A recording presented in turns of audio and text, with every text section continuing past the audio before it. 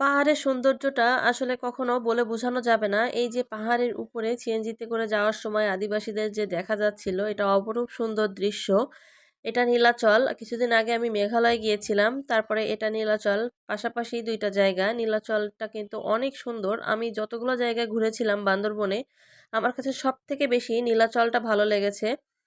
তো এই নীলাচলে ঢোকার পরপরই এখানে কিছু ড্রয়িং দেখা যাচ্ছে। এগুলো আদিবাসীদের জীবন নিয়ে।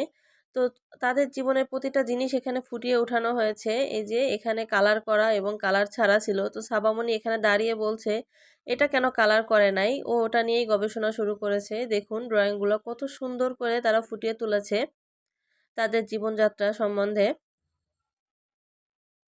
আসলে অনেক সুন্দর দেখতে এই জায়গাটা। এদিকে পাহাড়, এক সাইডে পাহাড় থেকে বান্দরবন শহর দেখা যাচ্ছে, আর এক সাইডে এইভাবে আলপনা করে রেখেছে আদিবাসীদের জীবন নিয়ে। অপরূপ সুন্দর।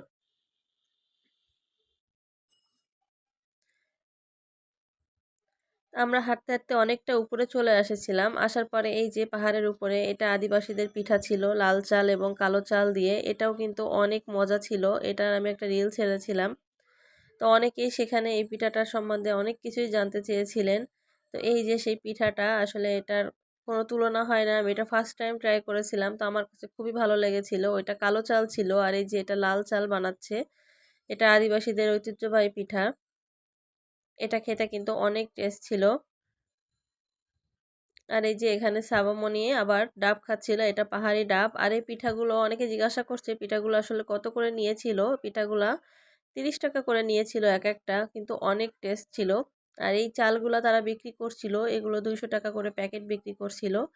এই যে যেখানে পিঠা বানাচ্ছিল পাশেই নীলাচলের একটা সিঁড়ি আছে, ওইখানে বসে এই লোকটা গান গাচ্ছিল, বাউলি গান। সেটার পাশেই বাচ্চাদের খেলার জন্য এই যে একটা স্লিপার ছিল।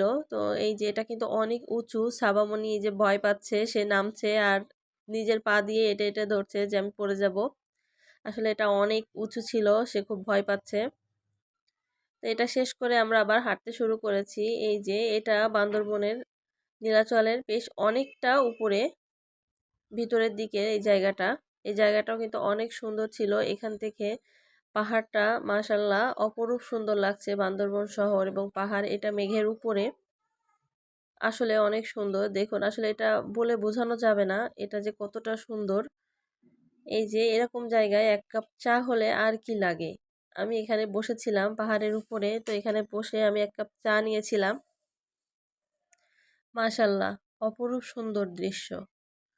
ছাবাও এখানে বসেছিল। আমরা সবাই এখানে বসে একটু হালকা পাতলা নাস্তা করেছিলাম। নাস্তা করে তারপর আমরা আবার হাঁটতে শুরু করেছিলাম। আসলে জায়গাটার কোনো তুলনা হয় না। আসলে আল্লাহর তৈরি প্রকৃতি এতটাই সুন্দর। এই যে এটা হচ্ছে নীলাচলের রাত্রের দৃশ্য। তো ভালো থাকবেন সবাই। আল্লাহ হাফেজ।